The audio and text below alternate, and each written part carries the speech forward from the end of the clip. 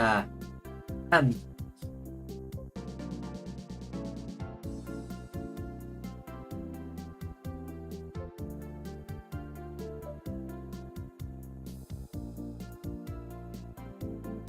Okay. Hi. Wow, you never see me here, huh? Hi. Hello. I wanted to give you all a little thing. I wanted to show you something, and it involves me doing some stuff and things, okay? Hi! Hi, hello, it's me. But listen, I need to tell you- wait, hold on. I need to tell you all about something very important, okay? So, I have been cooking up something, and I wanted to show you all. And I think it's better to show you it here, because it only makes sense to do it here. Because I have made a new screen. I would like to share it with you all. If you have been on Discord, my Discord, I have been showing off my little things I've been making there. But for those who do not know, I have been cooking up something. I would like to share with it all with you, okay? Okay. So, I have made and gone out my way to try and make a new intro. What a crazy thing, I know. But me going kind of side to side like this kind of seems kind of boring, and also, I hate seeing myself. So, I thought of a way to try and make it look nicer, and we have a new sort of screen. Look at him, it's Douglas. Can we get Douglas? There we go. We got Douglas here. Whoa, whoa, whoa, whoa, whoa, whoa, whoa. We got Douglas over in the side here. He's just like doing his thing. Look at that. I think it's real great. I think I actually did a pretty good job. It's a silly, simple animation. It's not supposed to be anything crazy or mind-blowing. But there's also, I also was thinking about this, and it's like, man, this kind of does look still kind of boring. So, I have decided to even add another thing. And this thing kind of stemmed off from one thing into another thing, because Douglas is great. I love Douglas, but I don't think he exactly represents you guys too well. So, I have made a new name. I have made you guys into something different. And I don't know if I talked about it on stream or not yet, but today is the day we're going to talk about it. So, consider this just a little preview to what today is going to be, but I have also made you guys a new mascot. So Goosey B was the one who has created and put Douglas into our amazing world that we live in. We love Douglas. But I have gone out my own way to sit down one night and actually got the best inspiration to try and do something real cool, okay? I'm really proud of this and I would like to show you it. But you guys are now no longer the Bred Biscuit Pups. You guys are now the Bred Boys and Co. It's a simple name. It's a simple name, like the Bred Boys. That's what you guys are, or the Bred Girls, whatever you want to say. But the mascot I decided to make you guys is that. You guys are now the Bred Boys and Co. Bred Boys and Girls, whatever you would like to say, or the them in between. This is you guys. This is your new sort of mascot to hopefully represent you, if you'd like to. It's simple, it's easy, it gets the idea across. You guys are a slice of bread with a hat on. Isn't that so simple? Isn't that easy to understand and digest? I think it is. I think it's pretty good. I think it's really nice. It's just you guys. The Bred Boys and Co. The Bred Boys and Co. As you can see, there's something weird with like your legs or like how you're floating. Because you are floating. It's not magic though. It's because remember what I am. I am the local virtual baker. So you guys are kind of glitching out of glitching. You're like somehow floating, like glitchy floaty magic thing. But it's not magic. It's just virtual such because, well, when you're virtual, you can kind of do whatever you want, right? So I think this one is a better fit for you all. You guys are now the Bred Boys and Co. The Bred Boys, if you want to make it simpler. But the bread boys is what you are. That is going to be the second thing you're going to be. You guys are now slices of bread with hats. You can be really any color of admit you wanted, but I just gave you the red ones because I just think that makes more sense. But yeah, if you want to have, like, let's say you want to have a beanie too, then you can have a beanie as well. Do you want to have blue oven mitts? Then you know what, you can have blue oven mitts too. Have fun with it. I don't know if anyone was going to draw it, but I would appreciate, and I actually am very happy with the design. I had to look over so many silly things to try and get something I was happy with, but I think I'm actually happy with this one. I think this is a good, I think this is a very good design. Simple, straightforward, gets the point across, and hey, you guys are Bred, so it's on brand. Or on Bred, I don't know. So, I'm happy with it. I hope you enjoy it too. I hope you like it. It took me, I woke up like in a cold sweat one night just thinking about it, and it's like, yeah, this has to be you guys.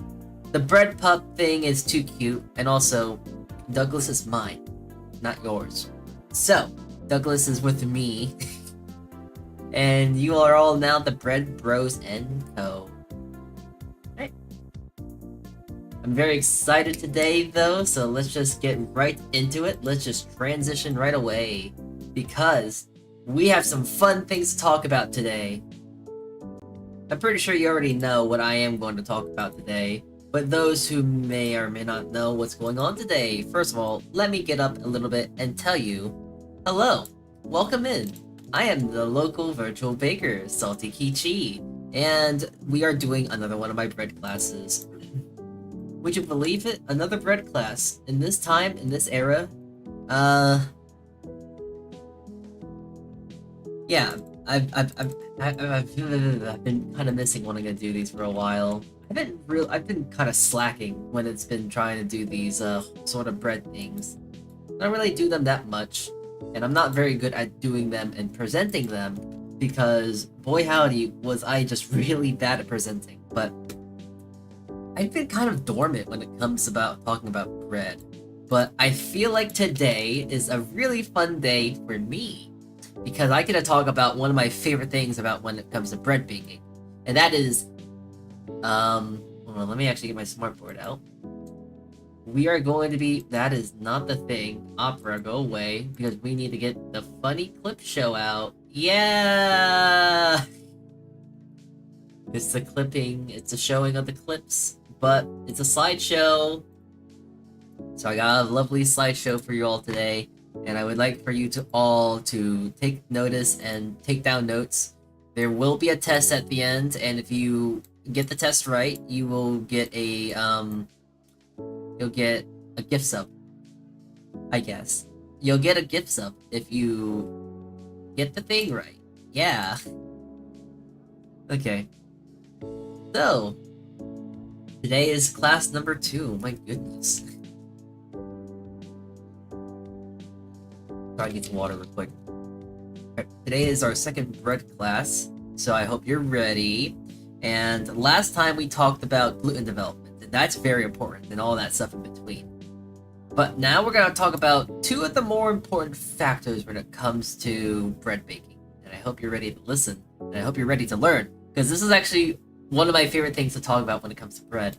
I love doing this such. So, again, it's time to learn it's time to learn a thing or two, so I hope you're ready. So, let's talk about some basic info when it comes to yeast and sugar. I've also proud to say that I've minimized the amount of Google usage. Doesn't mean that there's none, but I've minimized it. This is all my own knowledge and from what I've learned. So, let's talk about what they basically do. They're basic, simple things of what yeast and sugar does. Yeast gives the ability to rise. Sugar is a sweetener.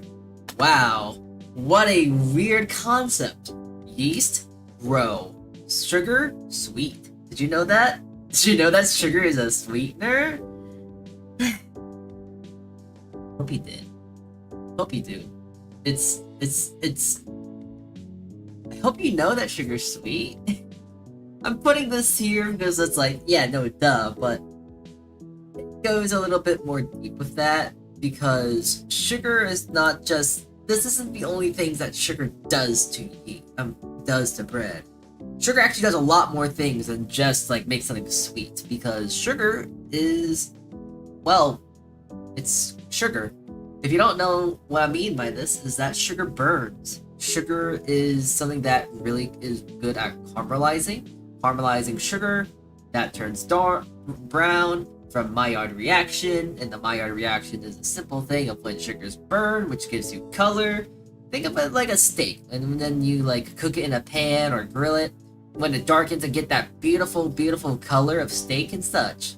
Or like you cook, let's say, Brussels sprouts, and it turns dark when you like fry it in like a fryer or like bake it in a pan. You get kind of like that caramelized darkened color. That's the Maillard reaction. That is a very weird thing to talk about, but the bread also goes through the Maillard reaction as well. I think I might talk about that in a few slides from now, but all you need to know is that sugar is a lot more than just being sweet, and yeast is a lot more than just having the ability to rise. Well, at least the ability to rise is a lot more complex than just that. So yeah, there's more to that, but the main thing to why I'm putting these two together, there's a good question. There's a very popular question, I should say, about okay, yeah. Is sugar good for yeast? You know how you see some recipes or like get some tutorials or some this and some that. They will say like, oh, yeah, using sugar is good for yeast. It helps give food to the yeast to grow, and like, oh, it's so useful and all that sort of stuff because, you know, sugar is food for the yeast. This extends so far out that this is actually was something that was taught by me in my college when I did have a bread class. This was one of the things that they told us, to where adding sugar is good for your yeast because it gives it the ability to grow because it has food. Now, I do have a very specific answer of this because I've learned that this has been the greatest lie, gaslight, deception that you have ever been told. And my answer to this is that it's so complex that I can't talk about it. So, let's give you a good second of why this is a bad thing. So, sugar. What is sugar? It's, well, energy. It's something that you use for fructose, and that fructose is used for sugar. Oh yeah, we're gonna talk about biology now. I hope you're ready. So, let's talk about that, and like talk about how redundant it is, alright? It's really redundant to give yeast sugar because think about it really, really closely for a second. What's flour? Flour is a carbohydrate. Flour is a carbohydrate, and carbohydrates can break down and turn into sugar, and that sugar can be used for energy. The yeast is pretty much using the sugar for energy, yada yada yada, blah blah blah blah blah. But the thing about that is that you don't need sugar to help yeast grow. If you are worried that like, oh no, the yeast is gonna starve, it can technically eat away at the carbohydrates in flour. So there's that you can think about. That's why sourdough starter is a thing that actually does work. You don't need to feed sourdough starter sugar now, do ya? No. It is feeding the natural yeast, and the air is feeding off of the carbohydrates and carbs of the flour, which is giving it food and constantly producing gas, and that's making it sour flavor, and it's constantly eating it and essentially farting it and eating and farting, eating and farting, eating and farting. That's essentially what sour starter is. So the whole idea of adding sugar is a complete fallacy and I guess a placebo, because it doesn't work in the way that you think it does. So to actually tell you a good thing of what, like, a good explanation to like sugar versus carbohydrates, it's like saying, okay, I want to drink something because I'm thirsty, right? So, I have myself here, right next to me, I got myself a Coca-Cola. You know, a Coca-Cola, it's great, it's sweet, it has caffeine, so it has energy and this and this and that. But that's not gonna really hydrate me too well. But water, it's the same idea, different concept. It's just so much better to make me feel hydrated and this and this and that. So I'd rather just have it normally than using that. Actually, come to think of it, that's a bad analogy. Scratch that, I got a better analogy. So, sugar is very much like how you would think of what alcohol is to a person. And like versus water. I don't know why I said soda. Maybe it's because I have it right next to me. Okay, anyways. So, sugar is basically can be seen as like alcohol to yeast. And carbohydrates can be like a nice glass of water to yeast as well. So sugar, what it does is that there's a lot of carbohydrates. There's a lot of sweetness. There's a lot of like energy and sugar and sweetness, you know, all the stuff that I can just tell you, the fructose. And it's too much. It makes the yeast kind of like almost drunk, if you will. And it kind of makes it like, loopy, and it relaxes the bread a lot. It makes it very, very rotund. It makes it very flat and like big. Now the issue with that, there is an issue. The issue with that is that when you have something so, if you want it, something like that, it's weird because like it depends on what kind of bread you're gonna make, you know? So like, let's say I want to make a nice artisan country loaf of bread, like a nice sourdough, if you will. If I use sugar in that, it is going to make all the natural yeast in the bread very, very drunk. And it's not going to really work the bread as nicely as I'd like it to. It's going to make weird tunneling. It's going to make weird crumb. It's going to give it a weird height. It's not going to be the best possible bread it's going to be.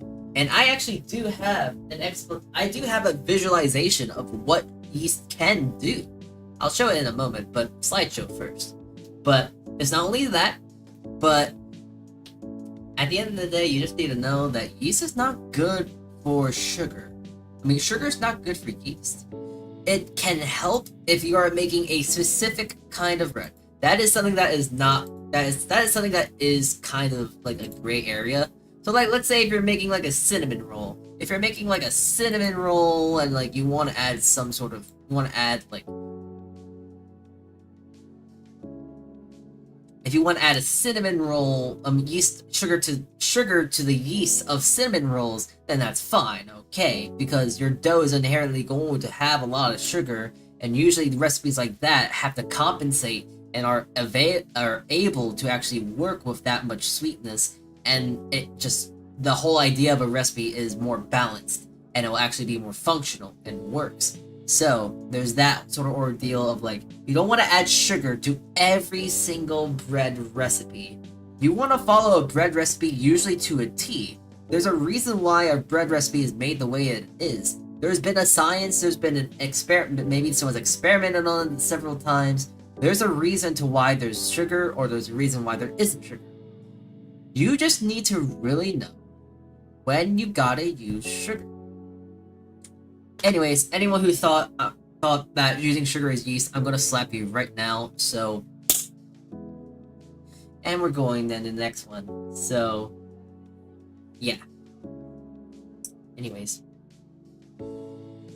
that's sugar, and that is, well, yeast. I'll talk about a few things at the end because I did miss a few things. But let's talk about proofing. Let's talk about proofing! Oh yeah, you're gonna talk about yeast, you're gonna talk about sugar, and not talk about proofing? That's like having a peanut butter and jelly sandwich without the peanut butter, or having it without jelly, or heck, without even bread. Just because proofing is kind of something that kind of coincides with these two things. Yeast and sugar do affect proofing to an extremely large degree.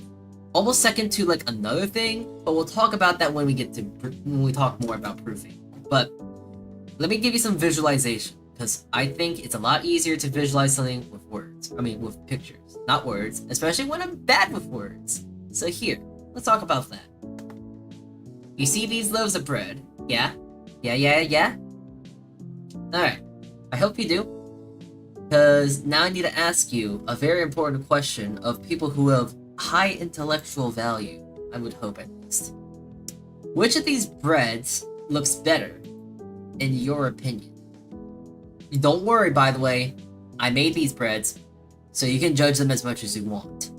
But which ones look objectively worse, and which ones look which ones look objectively worse? Which one just look kind of sad? All right, let's get that across right now. Which one of these breads looks bad? Which group, the left or the right?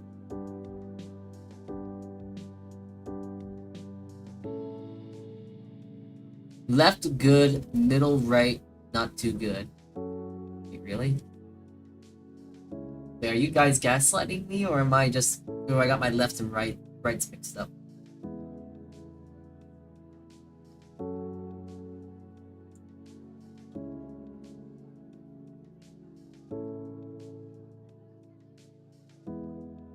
So actually, I'm gonna have to tell you that you're all wrong. You're actually, the both of you are wrong.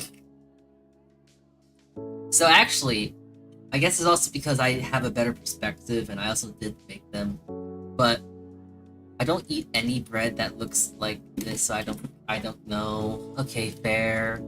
Well, I'm gonna let you know is that the left bread looks very bad in my opinion, while the ones on the right look really good.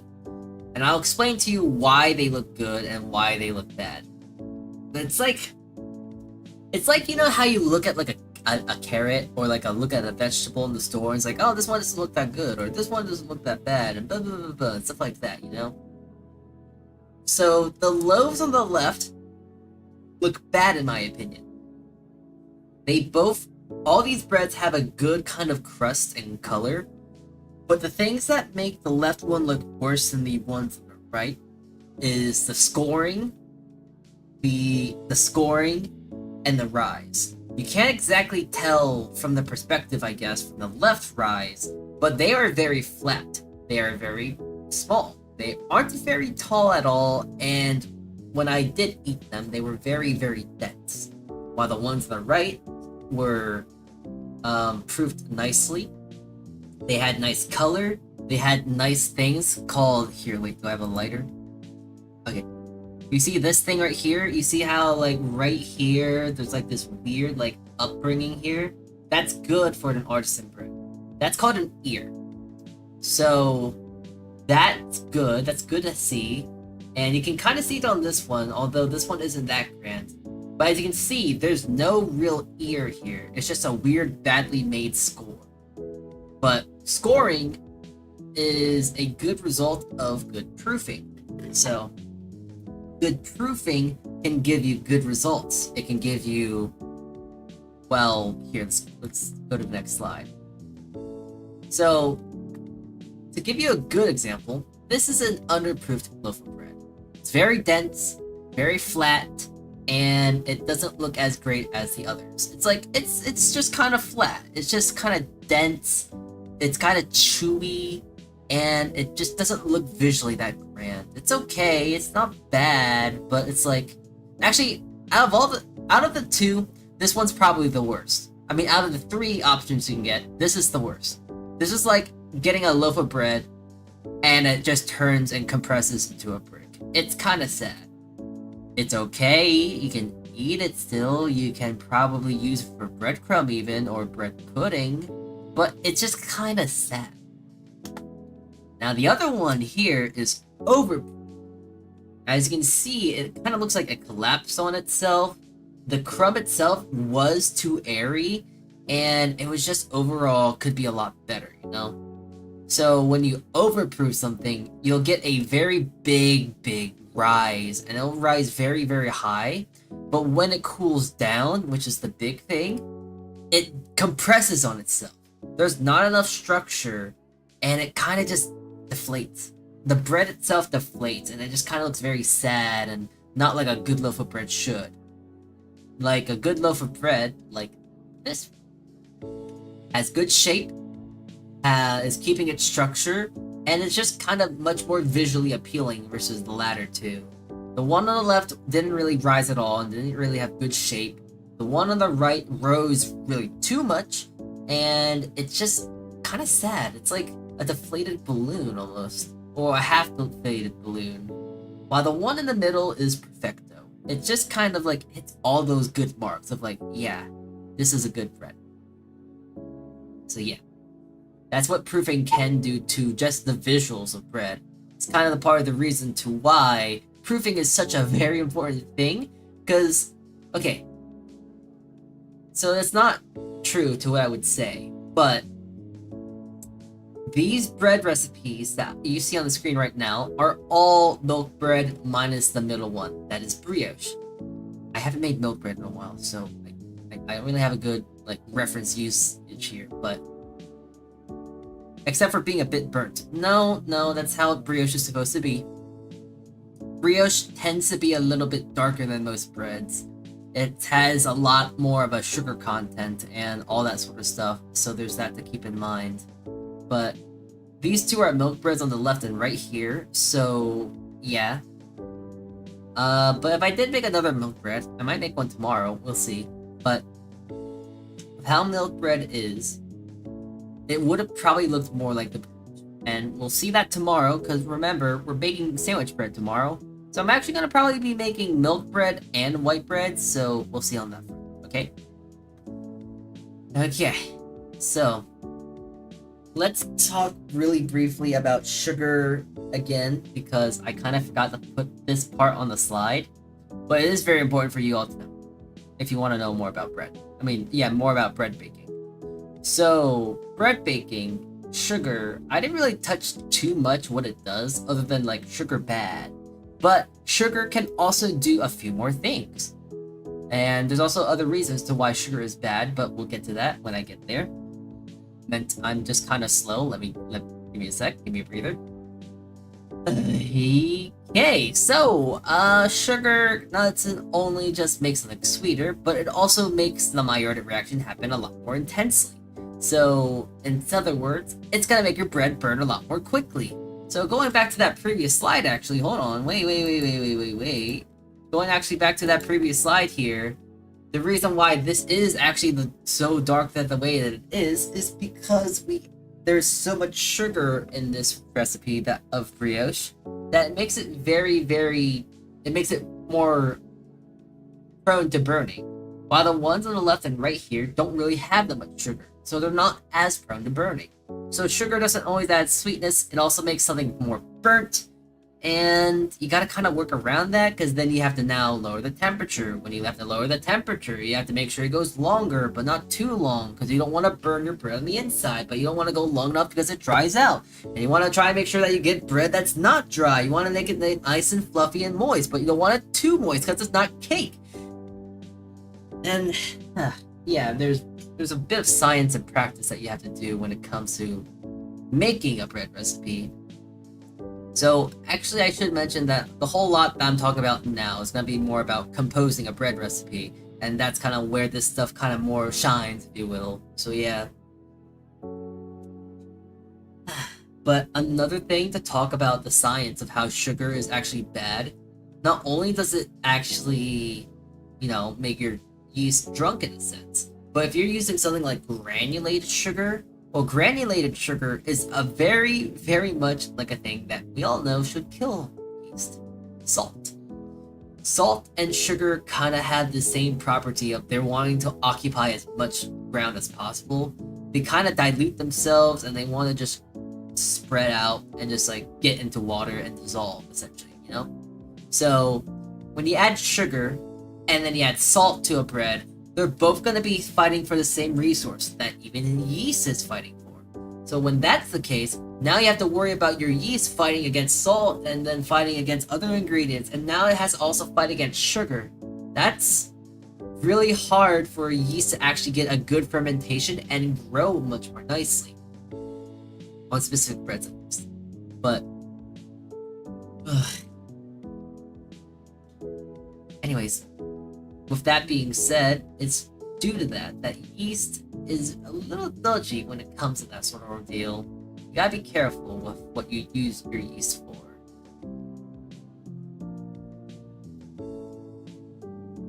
Hold on. I'm going Bred for a second. I was talking a lot about Bred there.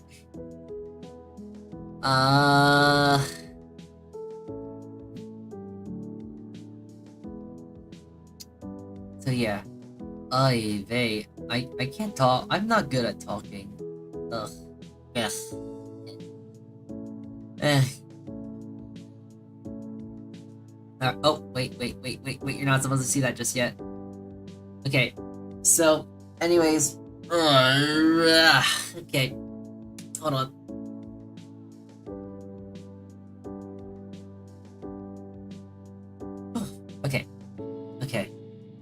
Okay, talking hard. Talking is so hard. I love Bred so much, but my body is not good enough to not go sleep mode. Talking hard. But I love Bred, and you all should make Bred too. It's so fun, it's so great. Anyways, alright, let me try and get through this so I can actually be able to stand up soon. So, this is actually a recipe of what I'm doing today. Because yesterday, I actually did make some milk bread.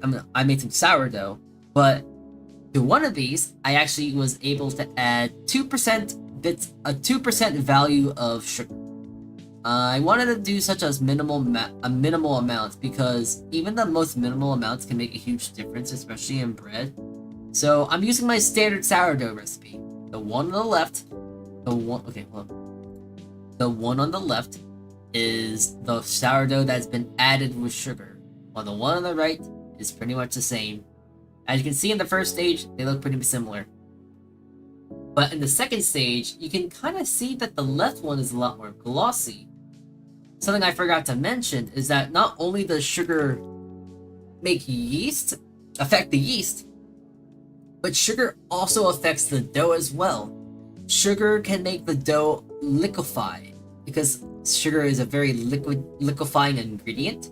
So it'll make your breads a lot more smooth, it'll make it a lot more soft, it'll make it a lot more different in that regard. While, as you can see to the right here, it kind of looks more dry, though a bit tacky.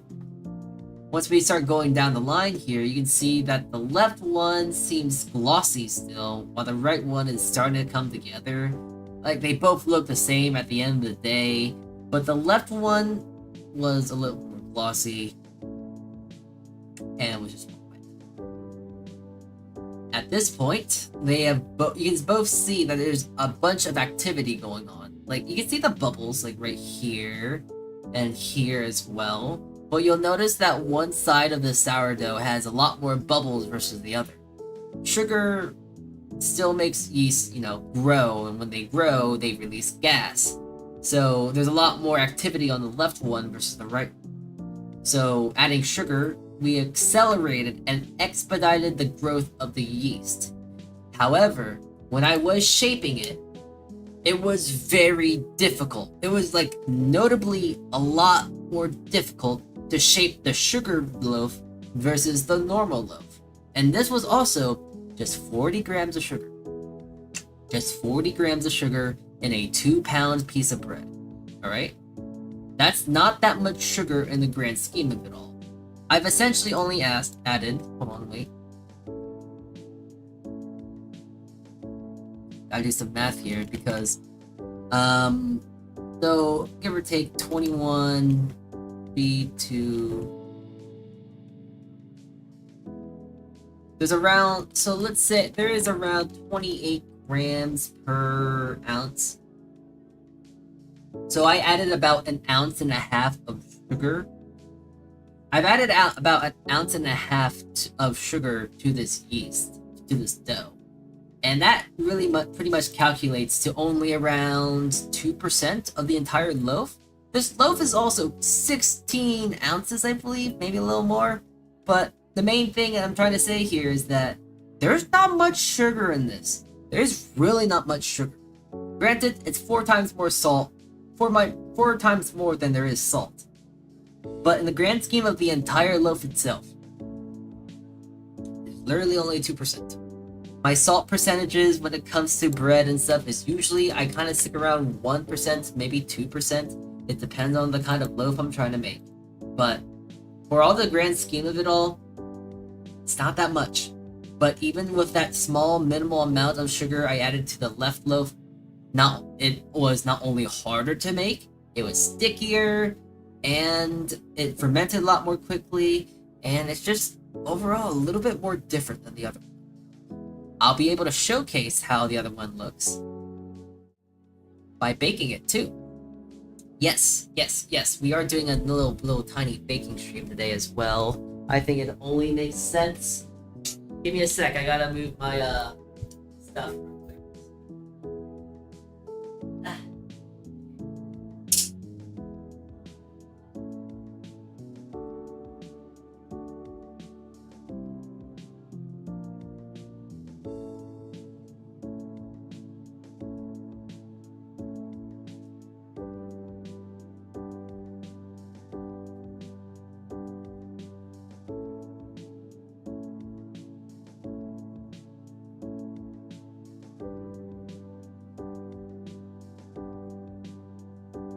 Alright.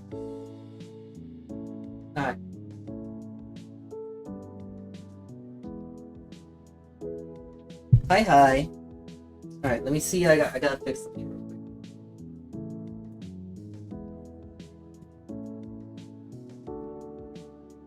real quick. Give me a quick second. I'm just trying to set myself up here.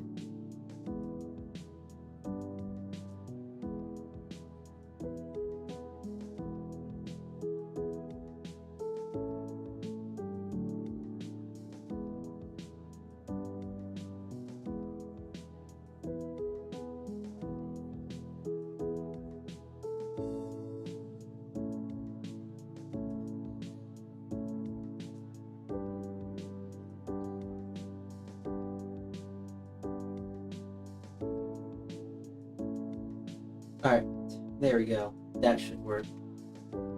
Okie dokie. Let's see here. Just gotta move things around real quick.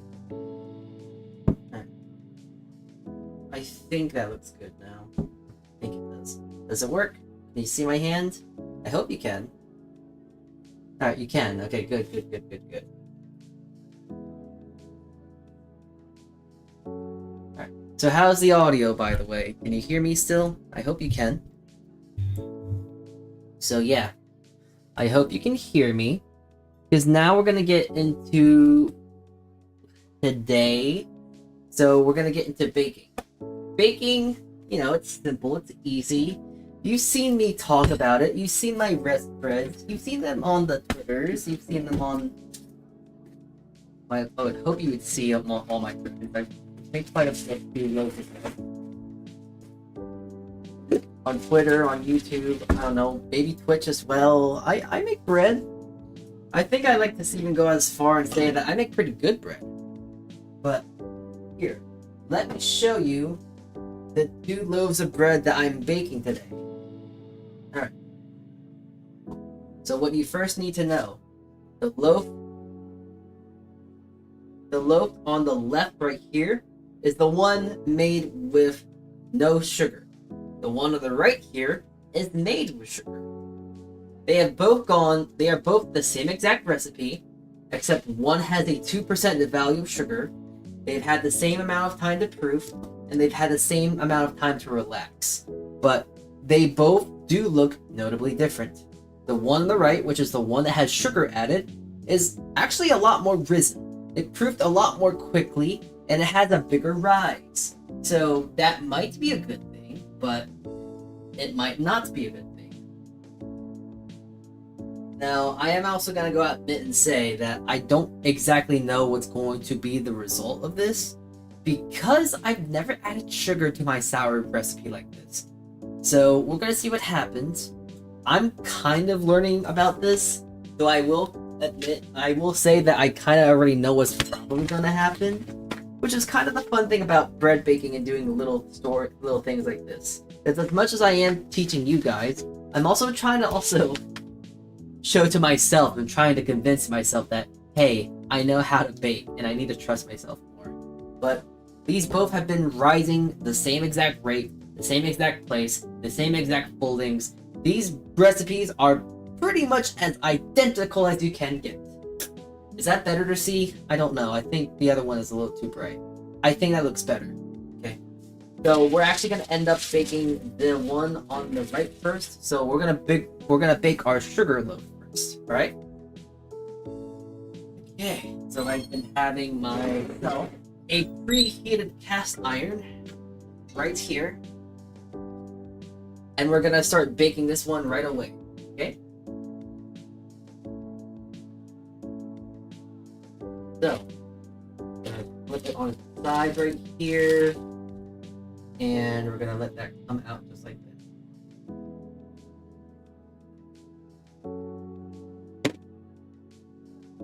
So as you can see, it's kind of already like very spaced out at this point. It's kind of very sludging forward a little bit. It's almost kind of looking as if it was a touch overproofed. And cutting into it, trying to get that mark, was actually very hard because for some reason it's sticking to my razor. Maybe it's because it's stickier? Alright, there we go. I gave it some slashes there. Let's put the lid on top. And we'll get to baking this bad boy. Get in there! Okay, we're gonna let that lad rest for, not rest, but bake for like 18 minutes. And we're gonna get back and then get to baking the other one. So I'm actually gonna now move back to my computer and we'll talk more about bread.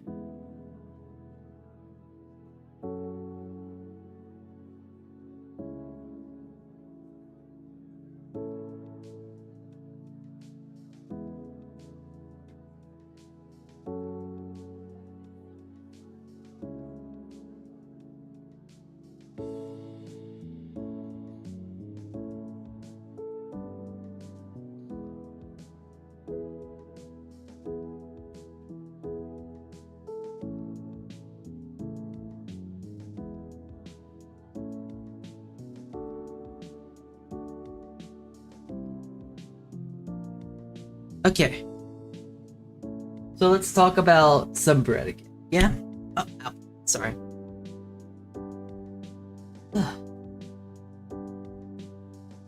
Oh, and I guess I should say that's pretty much the PowerPoint. There's not much really else to go over. That's really it. I think you didn't see the PowerPoint, but it was still on my screen. But it's off. No more bread. Bread's no more. I mean, not bread. The PowerPoint's no more. So, yeah. That's pretty much that when it comes to all bread. Bread is kind of simple if you know what you're doing. So there's that.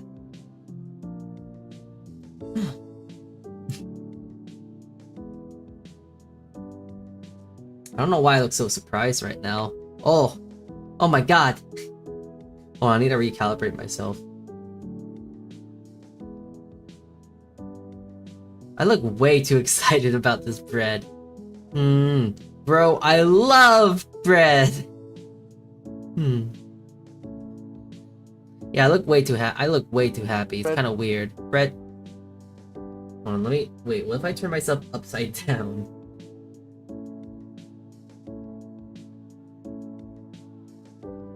Nope, I'm just so shocked to see bread. Oh my god. I've never seen a loaf of bread in my life before. You would not believe it. Alright, hold on. Technical difficulties. Alright. There we go. I kind of look a little bit more normal. I'm making some cheesy scrambled eggs. It's my favorite breakfast item. That's... I'm more of a sunny side kind of guy myself. Scrambled eggs are great, but I kind of like sunny side a bit more myself.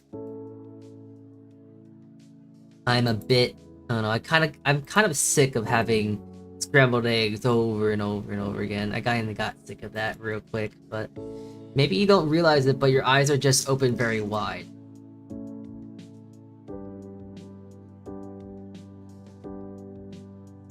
Maybe, but I'm not exactly sure, but I'm also 100% banking on the idea that I just don't have my eyes open all the way.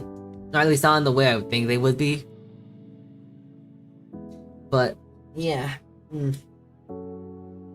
Now this is the troubling thing when it comes to baking, and also showing off stuff like this. We gotta wait! We gotta wait for like 14 minutes to pass, and, yeah, we get to see the result. But I can already tell you about some bad things that comes with this loaf of bread. The sugar loaf, at least. The sugar loaf was overproofed. I feel like it was overproofed. It was way too big, way too puffy, way too airy, and also, I'm not sure if you're able to see, but when I put the loaf into the pan, it actually spread out a whole lot. And you'll see the difference to when I do my actual loaf of bread. It's very different. It's actually really different. I'm pretty sure you'll be able to see when I go through, when I show you, like, I guess the VOD or something, if you go back to the VOD and see what happened. But when I added the sugar, when I added that loaf to the pan, it just spread it out into the pan and covered the entirety of the bottom of the pan. So there's a possibility that it might not grow too much, there's a possibility it might not grow at all, there's some issues that I can definitely tell is gonna happen when that loaf comes out. It might rise too much, or it might not rise at all. And if it doesn't rise at all, well, I bet I know why. So remember when I said that sugar makes, for lack of a better word, yeast drunk? You know how drunk people are. They kind of gather a lot of space. They like spread out and just go like, ugh, and like they kind of just like pass out on the floor. That's the same thing of what happens to yeast. In a not so literal sense, but like they relax, they just make a lot of gas, but then they die. So like, imagine an alcoholic drinking a little bit too much alcohol. As dark that is to say, imagine it's kind of like that in a regard, in some sense, except that it's not a person, it's yeast, and the yeast is dying. So, yeah. When you give yeast sugar, they will overdose and die, or drink too much and die. So, yeah, sugar is, I don't think it's not too great. That's why in some recipes, when you look at some recipes of bread or even cinnamon rolls, you'll see that there is probably more yeast comparatively in a recipe. Like, let's talk about random numbers here. So on paper, my white bread recipe is 428 grams of flour, 10 grams of salt, 10 grams of yeast, and 300 grams of water.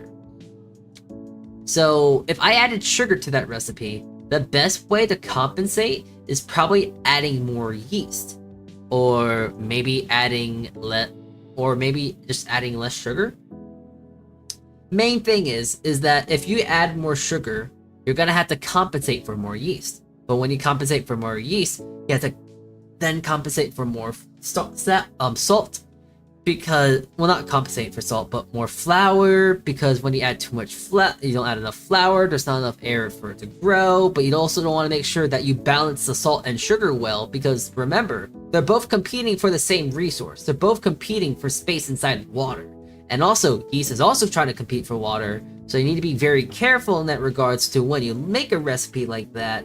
So when you want to make a recipe and do this and do that and yada yada yada yada yada, you gotta be making sure that you want to balance the amount of yeast that you have, balance the amount of sugar you have, balance the amount of salt you have, and above all else, the water.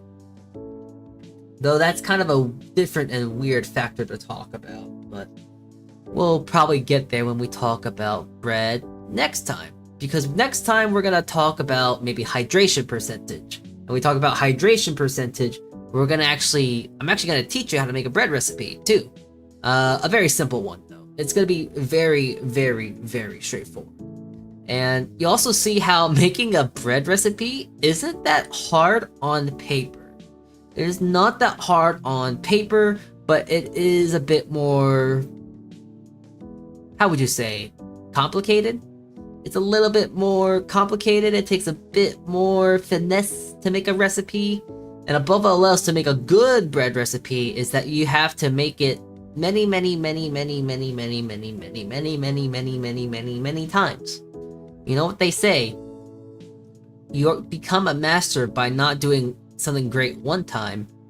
You become a master by doing and failing many times, because with failures you can learn, and then you make it better, and then you advance and move on and make it better, improve.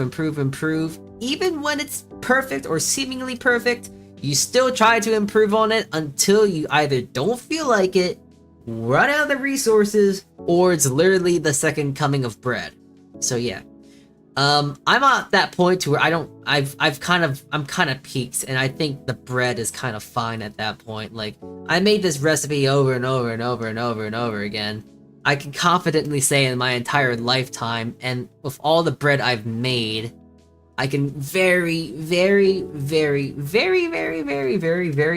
confidently say that I've made probably around, in the manner of probably 4 years of bread baking, I've made easily 1,000+ loaves of sourdough.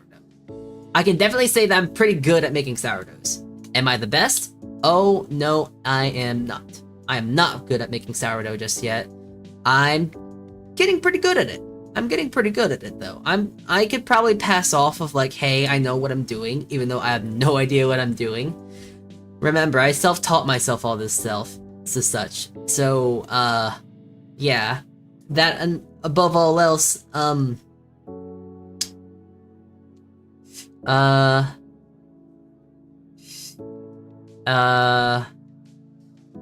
don't know what I'm doing. Most importantly. Sourdough I've made the most of. I've baked the most sourdough in my entire lifetime. I've probably baked more sourdough than most people in this stream to get combined.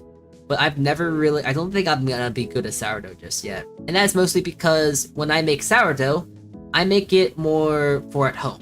I'm not like a commercial baker, and I'm not like one that's been working in the industrial place. I haven't worked in the industry when it comes to actually baking bread. Yeah, I work at a job to where I bake bread, but at the end of the day, if you really think about it, I'm making my bread recipe, but I'm using better equipment. So it's like, of course, it's gonna be good. It's gonna be good bread because it's not because I got better, it's because my equipment got better. So it's a little bit different in that regard, but I know that in that sense, like, my bread's kind of okay. Like, it's better than what I can achieve at my house, but it's not the same if I probably had more experience with bread baking. Bread baking is, it's hard. I don't know. I don't know if 1,000 is more than 28, but damn. Yeah, I can confidently say I've made a lot of sourdough. I probably haven't made exactly 1,000. Maybe a more reasonable number is probably like 800 so, or like 700 or 900. I don't know. I've lost my count of sourdough after 10, and that was after the first week of bread baking. I remember when I was really into sourdough, and this was during lockdown, I would make easy 10 loaves of bread a day. I mean, not a day, a week. Every single week, I would make 10 loaves of sourdough, and then 10 more the next week, and then 10 more the next week, and then 10 more the next week, until lockdown kind of went over. But then, even when lockdown was over, I was actually making maybe 4 loaves of bread, or maybe 3 loaves of bread a week at that point. You all know me, you all know how much bread and sourdough I make normally. I make like at least 2 or 3 at nowadays, so I'm not in my prime when it comes to baking anymore. But I definitely still make a nice chunkable size of bread. So like, you know, making 1 loaf, making 2 loaf, making 3 loaf, making 1 loaf, making 3 loaf, 5, 3, 5, 2, 3, 5, 7, 8, 5. It depends too. Like, then it's like, you want to talk about the breads I've made at my job? In one day, I've made around 25 loaves of bread. So there's a huge jump. And then probably after that, when I went home that day, I probably made 3 more loaves of bread. So like, I bake bread, I make bread, but at that same regard, I will admit and say that if, let's say I did happen to make 1,000 loaves of bread, I bet only 400 of them were actually good, up to my standard of quality, if you will. So there's that. I have messed up loaves of bread. I have messed up loaves of sourdough that were so godforsakenly bad that I had to throw them out or just stop baking them right away. It's pretty heartbreaking when that stuff happens. It's really bad. It's like, man.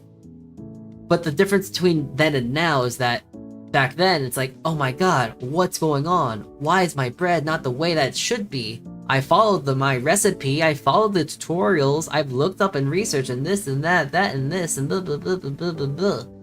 But now I'm kind of at this point to where I've baked so many sourdoughs.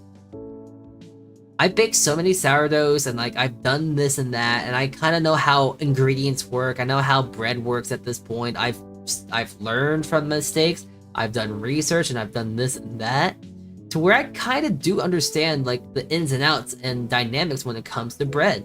So like, for example, I know that this loaf, when it comes out in around 4 minutes from now, this loaf of bread is gonna be flat. It might have a good ear, but it's gonna be relatively flat into the loaf of bread that I'm going to make that's gonna be marginally so much better. And that is because I added too much sugar. I wasn't able to compensate for the amount of starter, which is going to be the leavening agent, which is the yeast. I wasn't able to compensate for that. But I wanted to do that on purpose. I wanted to make this sourdough loaf bad on purpose because I wanted to show the extreme value or the extreme degree of what sugar can actually do to a bread recipe if you use it incorrectly. So yeah. And also it just shows the idea and complexity when it comes to experimenting and it comes to making your own bread recipes, because you have to then keep in mind like, oh, I want to add sugar to my recipe. Why? And if you do, make sure you compensate for your yeast, your water, your flour, the hydration percentage, and everything as a whole. You need to make sure that you take that into account as well. And also not just that, because you don't have to worry about ingredients. You also have to worry about baking. You need to worry about kneading, time, temperature management, proofing, shaping, folding. There are so many things that can actually make or break a loaf of bread to where it's kind of annoying. And it's like trying to understand a fandom, if you will. So yeah, Salty has messed up more loaves than I'll ever bake. Well, I can definitely say I've made more loaves of bread that I haven't messed up that you would never bake, ever bake. So yeah. Have you ever tried to make Fido creations? Like trying to make breads? Trying to make Fido? Not yet. Not yet. Perhaps one day I should, but I'm not sure when I would do that. But I will. Maybe. I want to eat the dough. Don't eat dough. That's really bad. It's the same properties of why you don't want to eat, like, what is it? It's the same property of why you don't want to eat cookie dough. Because it's not because of the egg.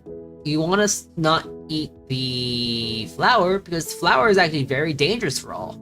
It has traces of E. coli in it, I believe. And that's a very dangerous foodborne illness, E. coli, which can essentially give you a lot of bad stomach aches and then liquidate your body. It's not good for you. Not good for you. Also, Bush, you're not Mimi. You're not gonna survive. You're a Bush. You're a Bush. You're not a robot. Actually, I don't know what even flour would do to a bush. Probably nothing. It's like putting sand on a bush. Nothing much would happen. You can make baklava with Fido. Oh, phyllo dough! Oh, I thought you were talking about... Oh, baklava! Oh, I thought you were talking about Fido! Oh, whoa, whoa, whoa, whoa, whoa, whoa, whoa. Oh yeah, I've used phyllo dough. I used phyllo dough before. Yeah, I've made baklava... Wait, okay, I'm thinking babka. Baklava. Hold on, let me look up... Baklava. Yeah, I've made baklava before. And also, give me a sec now. You're gonna see on the thing. I'm not moving my mic. I'm too lazy.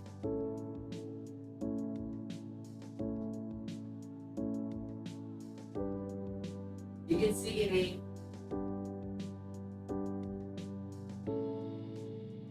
Ugh.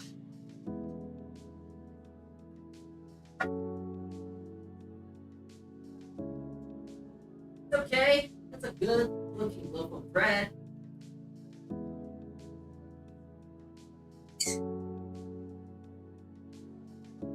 But as you can, okay, I'm gonna explain it when I'm back to my area. But as you can see, this is okay looking.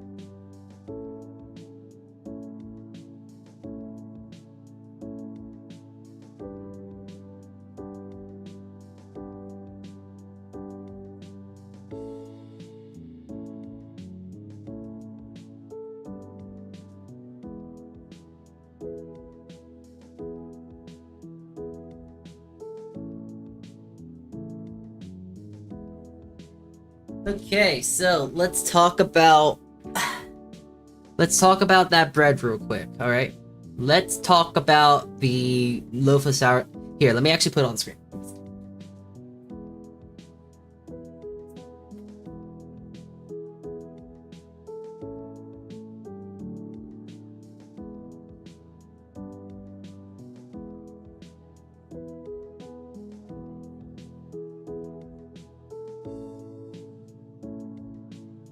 Okay, so let's talk about this loaf of bread, alright? Let's talk, why is it so bright? Alright, hold on. Give me a second.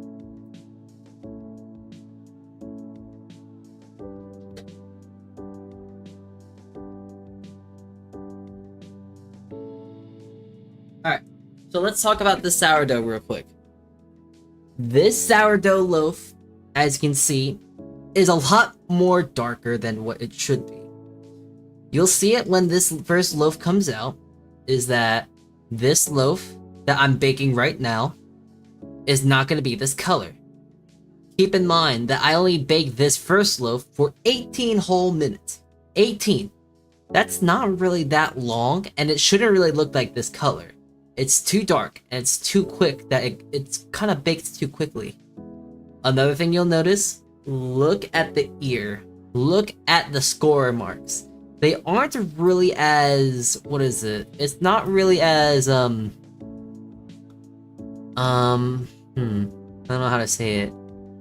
It's not as good as it should look at, anyways. Visually, on the visuals alone, it does not look that great. It looks okay. It looks like a very, like, very amateur kind of loaf of bread, and it's not bad. Just because it looks simple doesn't mean it's bad.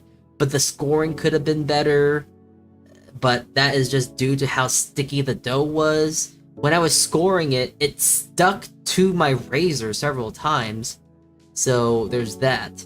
And also, I'm not sure if you're able to tell to when I was scoring the other loaf of bread, the one that I'm baking right now, it was clean. It was a clean cut, it was simple, and another thing is that even though I didn't add enough flour to it, it stuck, even though that it did stick to my batonette, which is the proofing basket that it was in, it was still able to hold its shape. It didn't really decide to move outwards. It didn't like stretch out. It didn't like roll out and stuff like that. The bread itself kind of held its shape.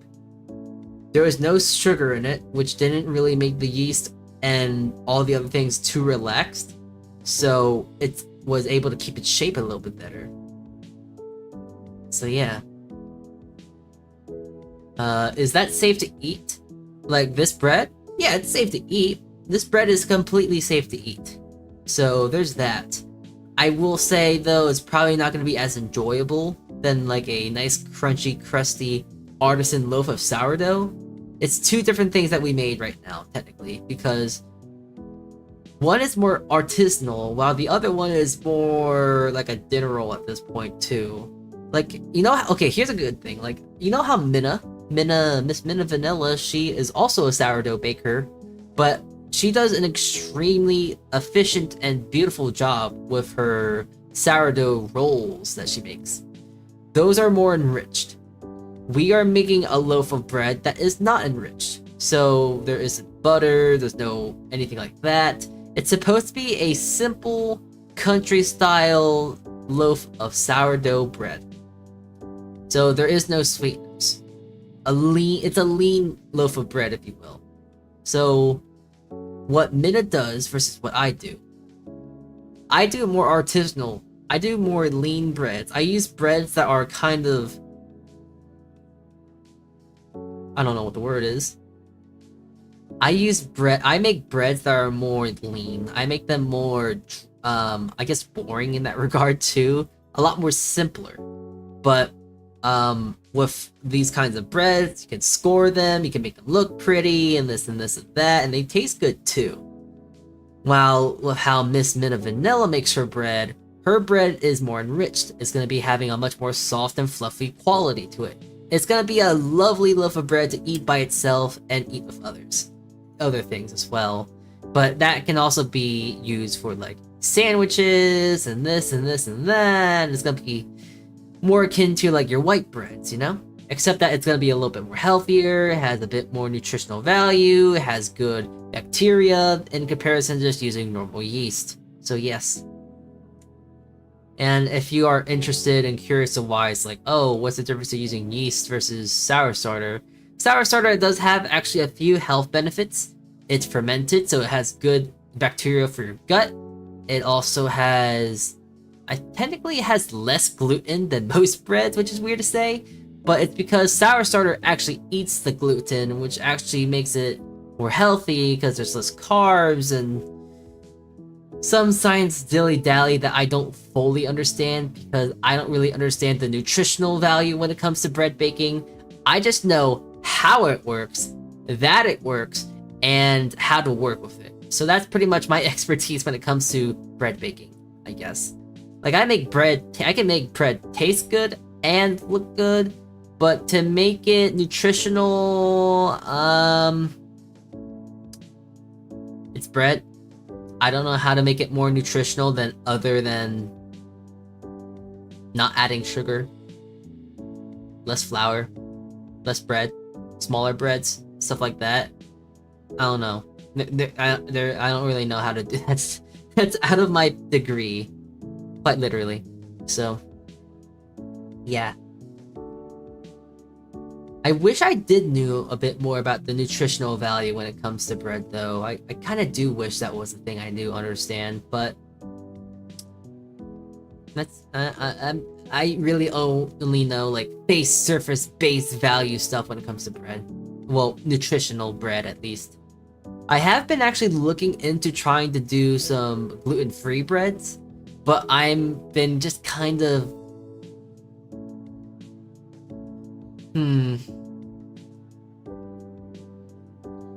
I want to make a good gluten-free bread, you know? Like a lot of what gluten-free flours are, it's mostly starches and stuff, you know? Like you have your potato starches, your tapioca starch, you got your starches, no flours, you got your rice flour, corn flour, blah blah blah blah blah blah blah blah blah. But no, I want a true, delicious loaf of bread that is made with yeast. Because a lot of what the gluten-free breads are, they are made with they are technically made as quick breads. So they're more akin to your banana breads, your cakes. They're essentially just biscuits in a way. So that's why I want to make a good gluten-free loaf of bread, but that is requiring a lot of research. And if you don't know about gluten-free bread flour, it's really expensive. It's really expensive. Like, if I want 1 pound of, let's say, like almond meal, which is a very useful flour for gluten-free breads, very nutritious, and also has a lot of protein, it's expensive. For 1 pound, $5. $5 can get me 5 pounds of bread flour, so that's almost 5 times more than what I would pay for bread flour in the store, at least, alright? Very, very, very, very, very, very, very, very, very, very, very, very, very, very, very, very, very, very expensive. That's why often gluten-free breads are very, very upcharged in price. And that's just because they're just expensive to make. Now I'm trying to see if there's a way to maybe use corn flour and then rice flour and maybe potato starch and stuff, but the issue with that is corn flour. Corn flour could probably make a crust more crunchy and this and this and that, but now I have to worry about, I don't know, the flavor of corn. Like, it's a weird thing to think about, but when you think about the flavor of bread, it's just flour and salt that you're tasting. When you think about bread, you're eating flour and salt that has been gelatinized in a way, essentially. But if you ever had bread versus like maybe a corn tortilla, those are two fairly different flavors. One has a bit more of a bran flavor, while the other one's kind of more like, without lack of a better word, it's just kind of bread. One tastes like bread versus the other, while the other one just kind of tastes like a corn tortilla. So it's flavor that I'm also worrying about when it comes to making a good sour gluten-free bread. So there's that. But I'm also been trying to look into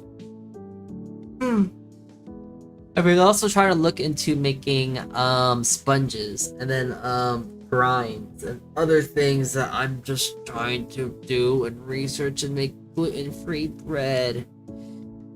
But making an extremely nice, beautiful looking artisanal loaf of gluten-free bread is looking more and more difficult as days go past. I'm trying to do the research, and I also don't want to waste a whole bunch of my money, because that is kind of a scarcity right now. So there's that. Bread. Yeah, I'm actually gonna look up gluten-free bread. Yeah, usually a lot of gluten-free breads are quick bread based. They don't really look like well, let me show you as a picture here.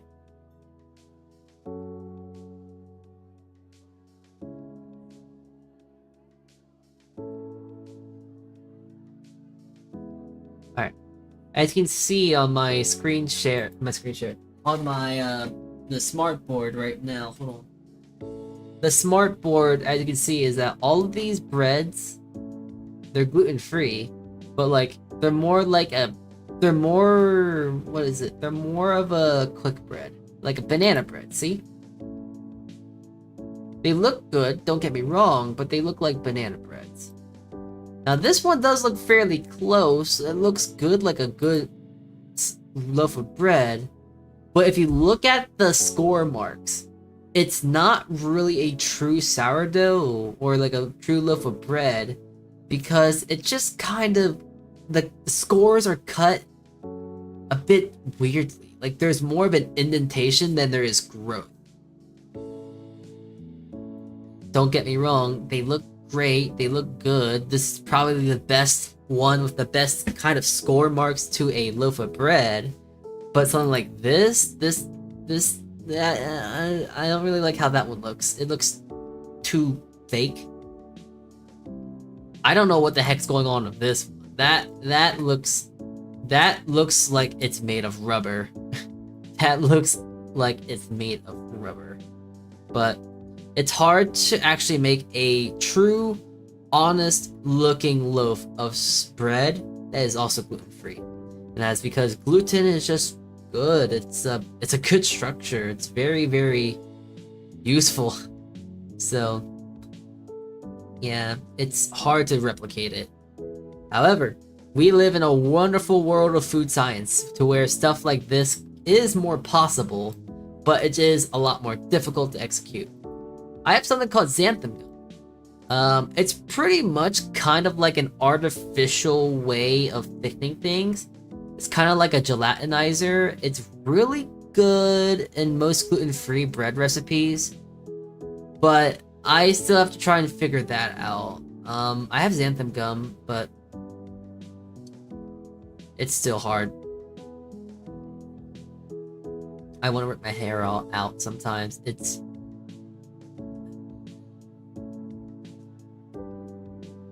just hard. Gluten-free bread, very difficult to make. Trust. Do you think you could open up a bakery in the future? I'm thinking about it. It's funny that you do mention that about making a bakery in the future, but keep an eye out for the schedule. That's all I gotta say. So yeah, keep an eye out for the schedule. Okay, so with our next loaf of bread, we have around 3 minutes and 30 seconds. I'm just gonna look down the loaves of bread. Oh, of gluten-free bread at least. I've had a coworker though told me that they want a gluten-free bagel. I'm not sure if there's a way to do that and make it look like a good bagel, but I've been looking into that as well. It's gotta be like the cake donut of bagels, I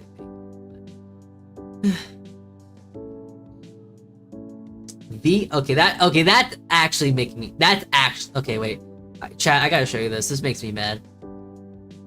Vegan bagel? Are you kidding me? A vegan bagel? That's so stupid.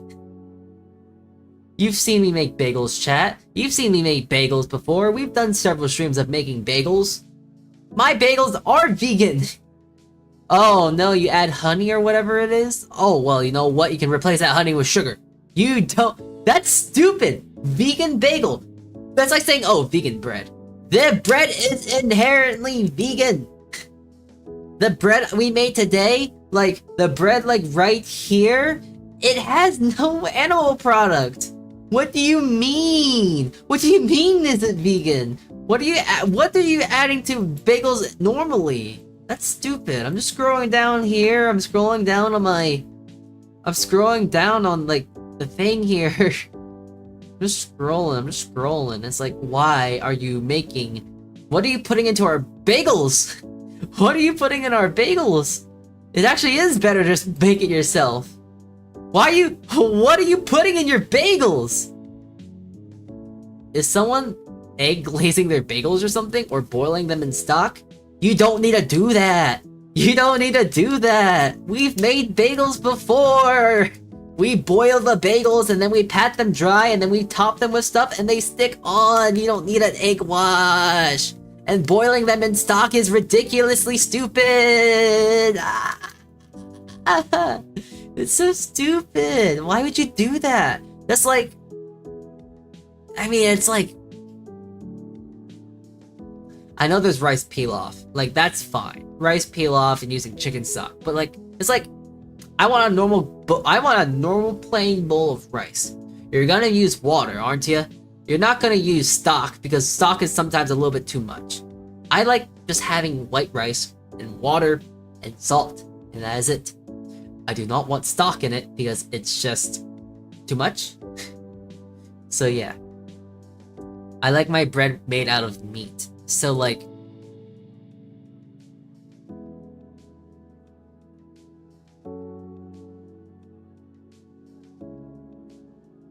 trying to think, like, what would that be? Would that just be like a bread? A meat bread bagel? Meat bagel? Like, lips? I don't know. Hi, Juwan. Hi, by the way.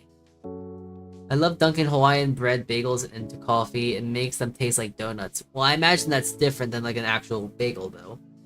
Hold on. I gotta go get that loaf of bread.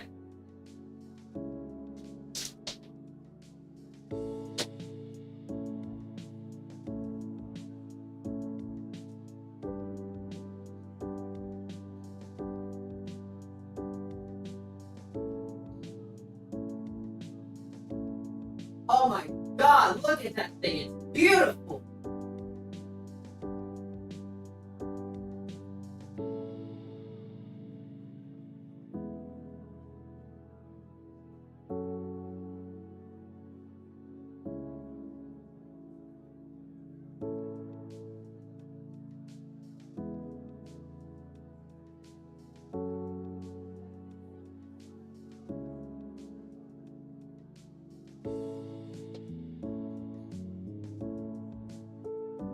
So, okay, I know that you couldn't see the bagels.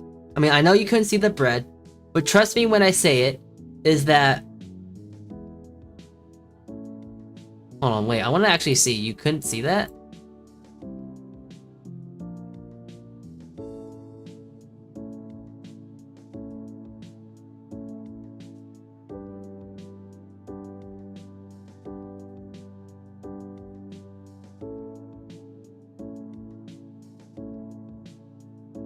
Well, I'm not sure if you could or actually couldn't see it. But I'm assuming you couldn't see it. But if you saw this loaf of bread, it looks so much more better than this one. And you'll see it. You'll see the major difference. First and foremost, the biggest difference is that this loaf of bread was completely white. It was colorless. It had no color. It was pale. It was white. It was sad looking, but that's fine because it's going to be baked longer. We're baking it longer. There is no color, no Maillard reaction, no browning, no nothing. The bread that we had right here that you can see in the middle of the screen, that thing is going in, that went in 2 minutes less than what is in right now, and it has pretty much quote unquote the perfect amount of color. So there's already a huge thing to take into account of like, hey, something's different with this one. Hold on, I actually want to take a gander here real quick.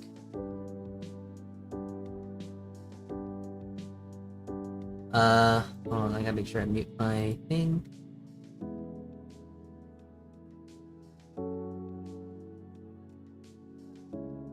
Oh no, you can kind of see it.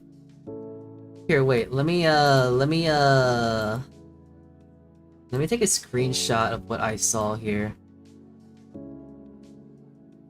You can't see it well, but I'm gonna show you it on Clip Studio, okay?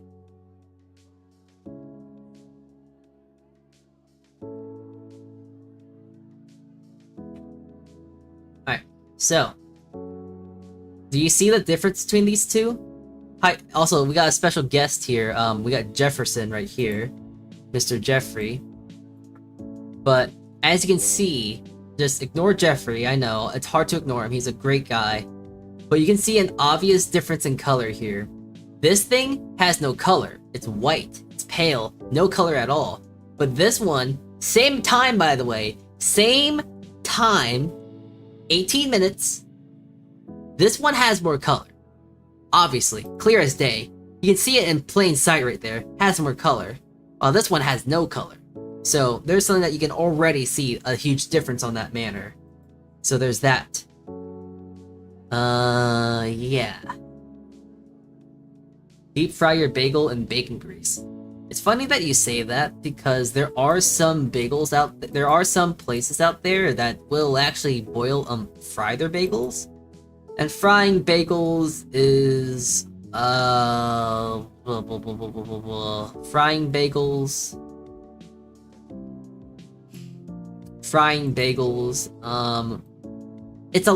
it's done in greater quantities. It's done with more quantity and more, what is it? It's done in greater quantities of batch making. So yes, you can fry donuts because it's quicker. It's a lot faster. Though I don't know why you wouldn't want to steam it, because I would imagine steaming bagels, which you can do, it's a lot more quicker, but I don't really know the science behind it, or the logical design behind it. All that you know that traditionally you boil bagels, but you can steam them. That does work. That works at an industrial level, but frying them also works at an industrial level too. So, it's weird. I don't understand. I don't know why. It just is what it is. So yes. It's weird. Anyways, that loaf of bread, that second loaf of bread, you're gonna be ready to see it, and I actually am going to move my microphone. Alright.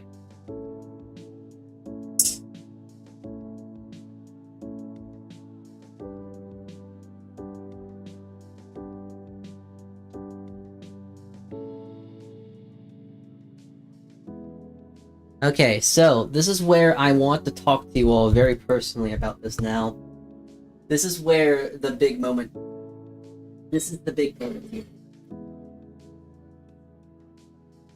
Look at this beautiful loaf of bread here.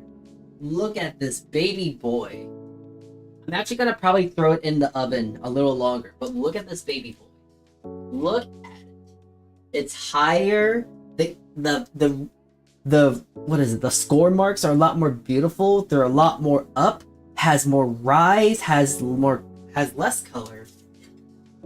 But I'm gonna throw it in the oven again. It's so much more beautiful. It has a better color. It has better everything. Better rise. Better color. Better score marks.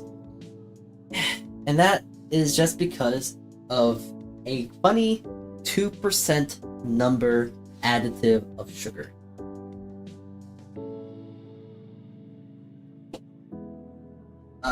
But here, let's analyze the things about this loaf.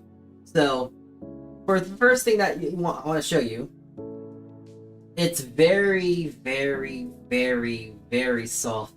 Not a bad thing inherently, but you can also see that the bottom, it's a lot more dark than it normally would be. A lot more dark. Very, very soft. And as I crush the loaf, you don't hear anything. It's just bouncy. It's just kind of like it's like a white bread. There's not much to it. It's just very, very soft. Not bad, so to say, but it's not like a good artisan loaf of bread. This isn't the bread you're looking for. This isn't this is not sourdough at this point. This is a sourdough. This is just a loaf of bread that is not sourdough quality or like artisanal quality. It's more of just like a very simple, humble loaf of like white bread with sourdough. So this is kind of more of like something that Minna would make, except I've executed it a lot worse. Mina's really good at bread. I'm not.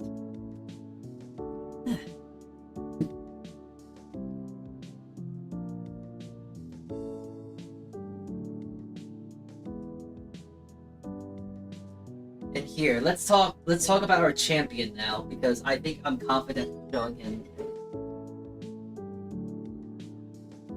Okay, so first I'm gonna take a picture of it.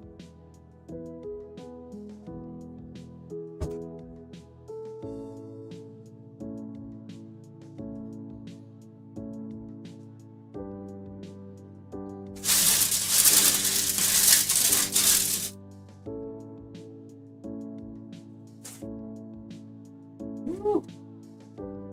Ooh. Spicy.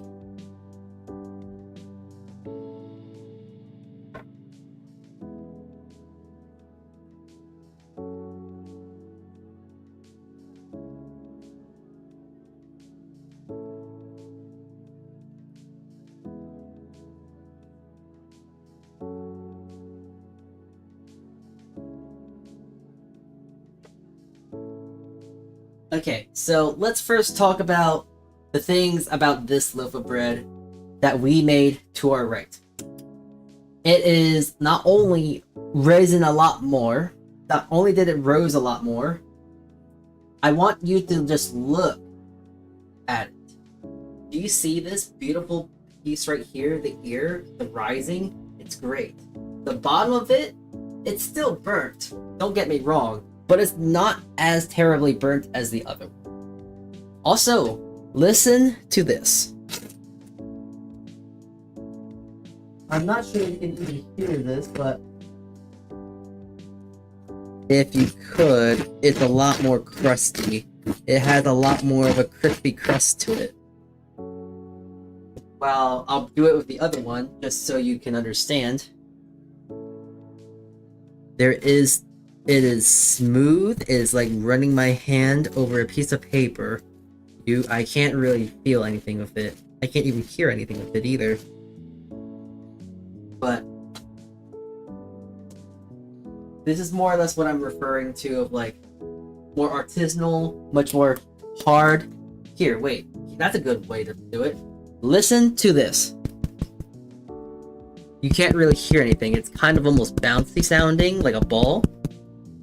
But now, let me do the other one. It's gonna be a lot more hollow, a lot more hard. You can hear that? It's like I'm knocking on a cardboard box.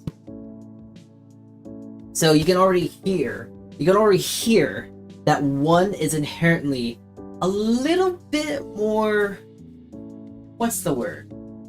One has a better texture. Well, one has a preferred texture, because I want an artisanal loaf of bread. That is what the main thing of what I want with these two loaves of bread.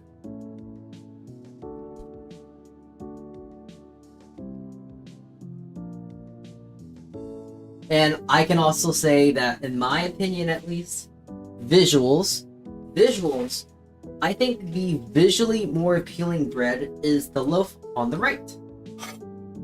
This loaf right here has so much more visual appeal. This little ear right here that has a beautiful score mark is great. The sidelines out here, they're pronounced. You can see them. They're beautifully shaped. The way that it kind of stretches and opens up, it has a lot more visual appeal. There's much more to look at. While you look at this loaf of bread and it's like, oh, there's a line right here, there's a line right here and here. It's like the scoring is very amateurish. It looks kind of bad. While the one on the right, there's just a lot more to look at. And remember what I said about like one bread will spread while the other one will just go up? You can very much see that the left bread spread out a lot more. It has a lot more volume of being flattened, while the other one has a lot more volume of going upwards. And to be more precise on that manner, I'm not sure if you can get a good visualization. I'll take a picture of it, but one has more height versus the other. So the one on the right grew upwards, while the other one, the one that had sugar, grew more outwards and kind of got flat and lacy, while the other one rose up, had better growth, and it's gonna be better. Now, I'm not gonna be able to show the crumb yet, because showing the crumb will require both of them to cool down, and I don't believe I'll have the time to let them cool down, show you the crumb, blah blah blah blah blah. So you'll have to take my word for it, but the crumb, relatively speaking, is gonna look the same. To be honest with you, the crumb is gonna look the same. There's not gonna be much change in that manner. One is gonna look like another, and that's really that. There's nothing more to it. But I will say, at the end of the day, my favorite loaf of bread of the two that I baked is the one on the right, the one that has no sugar. When I want an artisanal, nice, lovely, beautiful looking bread, I'm gonna go for the right one because it has better quality, better texture, and oh, here's another thing you can't really see, but despite the both of them being weighing the same amount, the one on the right has a much more lighter feeling to it. The one on the left is most likely overproofed, which can give it a weird sort of dense quality to it. Over and underproofing can give your bread a bit more of a dense feeling quality when you lift it up. While the one on the right, it's kind of light. It's fluffy. It feels not too heavy to lift up. And there we go. That's yeah. give me a sec.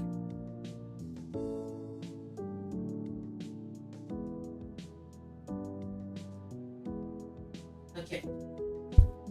And yeah, that's I think that's pretty much all I think. I think that's all I wanted to talk about, and I believe that's a good representation of our class today. That's our class. That's it. Our class for today is now over. I am now going to really quickly set myself back up here. Alright, there we go. Our class is over for today. That's your class, lads. Now, I'm pretty sure that you remembered when I told you when you first got into stream today is that there's a test. And the person who wins this test may or may not get a gift sub. May or may not. Depends if you want it or not. Oh, actually, you know what? Here's a better prize. I will make you a doodle of your profile picture on Discord. I'll make you a free doodle. So yeah, the winner of this questionnaire will get a doodle. All right. We're gonna go by whoever answers the question first, and whoever gets the most points is gonna be the winner. So listen closely. Make sure that you are live and up to date. So yeah. All right. I hope you're ready. We're having a test here, and there's gonna be 3 questions. Whoever answers the questions quickly enough and answers them correctly, it's gonna get a prize of a doodle of their profile picture. So yeah. Alright, so can you sign my attendance sheet? There's no such thing as attendance. As long as you're here, that's all that matters. So yeah. Okay. First question. Does sugar help yeast grow? True or false?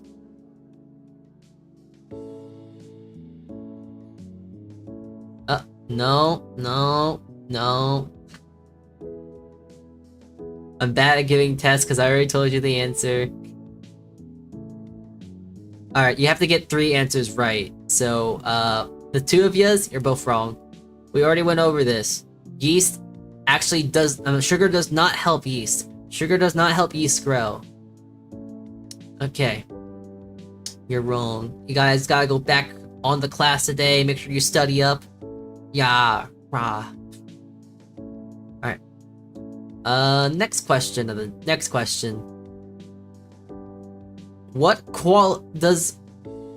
another true or false. All these questions are gonna be true and false because they're easier.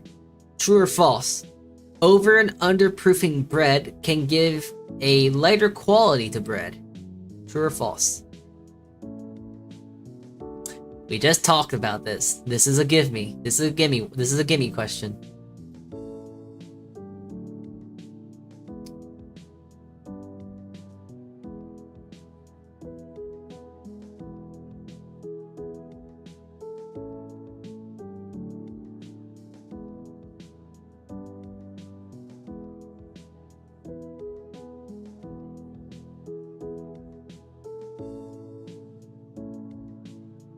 Are you doing this on purpose?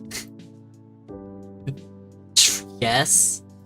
No. No, no, no, no, no, no, no, no, no, no. I literally just said over and underproofing can give a heavy quality to bread. You guys pay attention at all? God. Ah, okay. Here, I'll give you an easier one. Alright?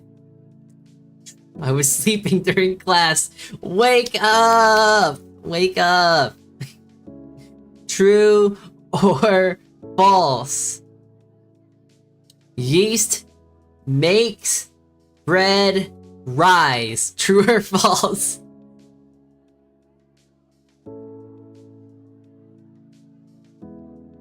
False, true.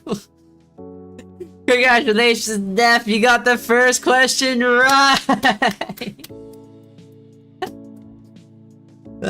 Yes, yeast does give bread rise.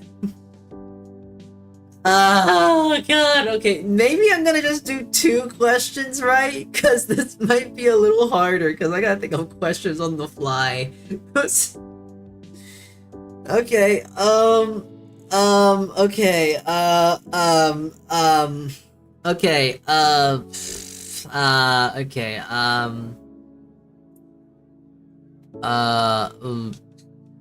okay, hold on, give me a sec.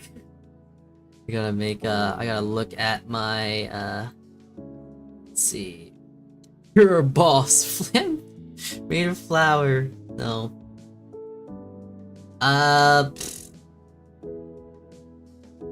Okay. What were the 3 main points that we were talking about today?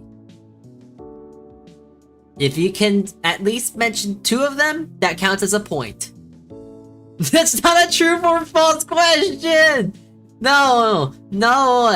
You got... What were the 3 things we talked about today?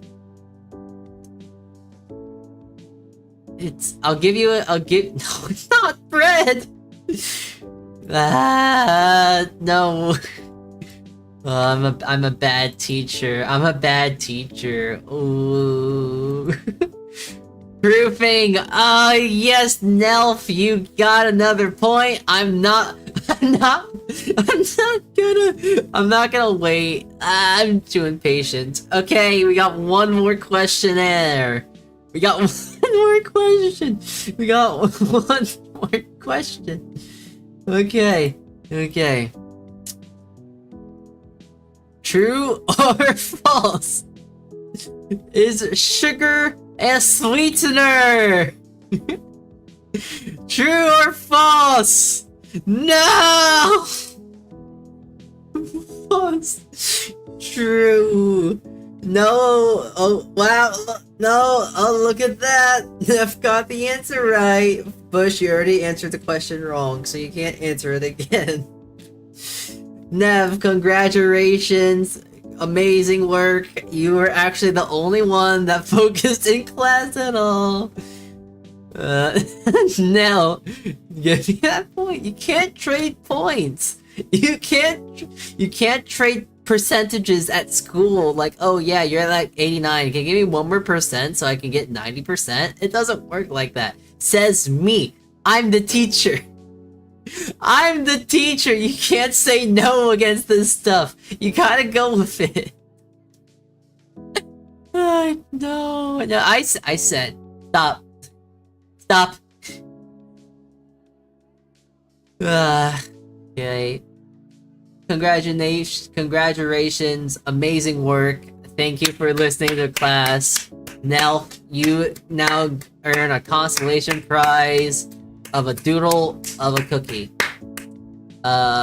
Or a doodle of your profile picture, whatever you want.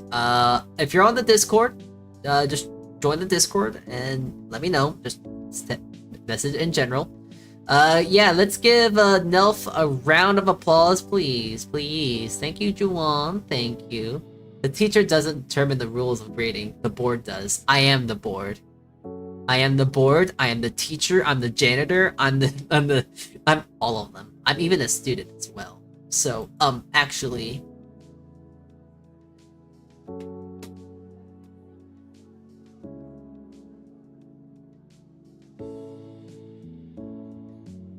yeah. A winner is me. Nelf is the winner of all time. Congratulations, Nelf. Okay, hold on. Wait. I think I did not. I did. Hold on. Wait. All right. So here is the proof where the pudding is when I talk about rise. All right. Remember when I was talking about the rise of Bred and stuff like that? Here, this is a good visualization of it.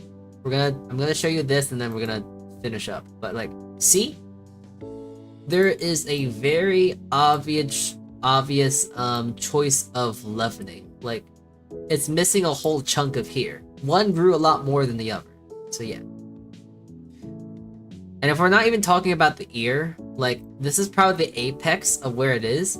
It's still a marginal chunk.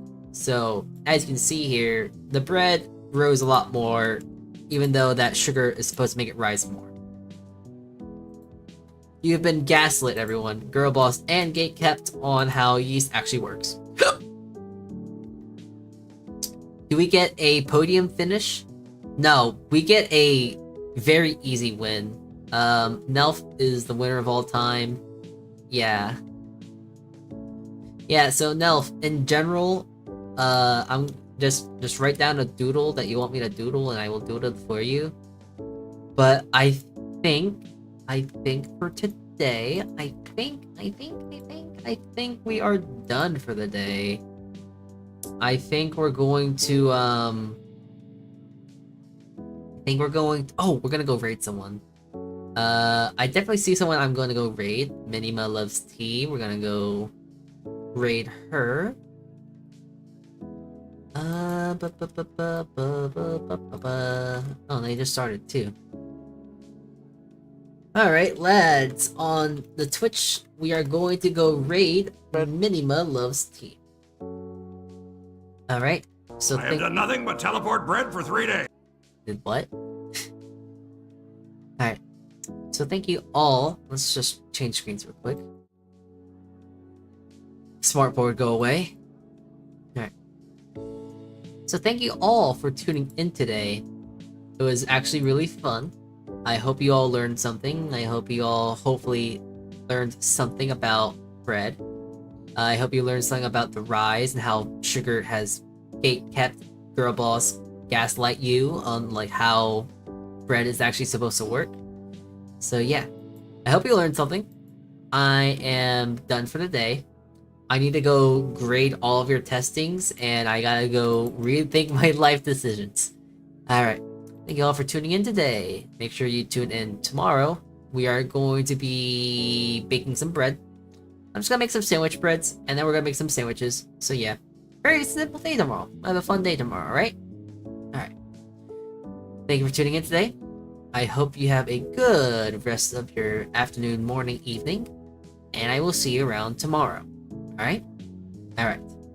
Saltea Kichee, and ciao. Bye-bye.